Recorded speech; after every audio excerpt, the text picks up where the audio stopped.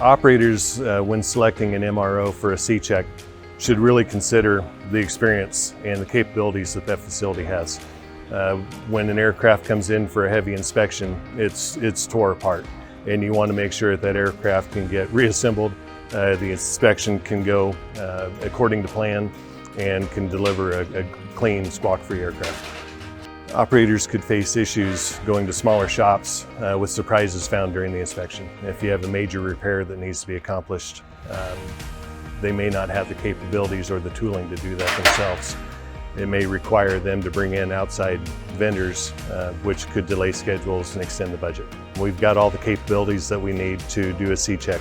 You never know what you're going to run into.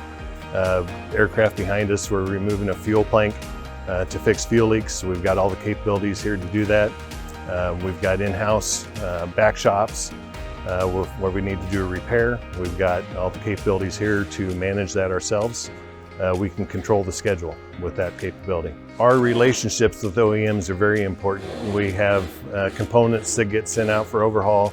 We've got questions that can be asked to the OEM for repair strategies, assistance if it's needed for engineering, history of repairs that can be reused. When we do landing gear overhaul, our OEMs know what our requirements are going to be. They know what timelines we're going to be working towards. We've got relationships with them so that any repairs that are needed, we're able to work through those together to keep the aircraft on schedule. Duncan Aviation's experience with the Falcon aircraft is extensive.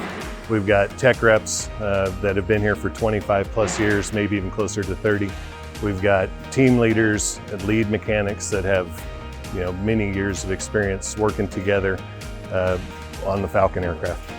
The back shops can help support the C-checks by doing structural repairs, fuel leak repairs, component repairs. We've got our own engineering department on site, engine shops.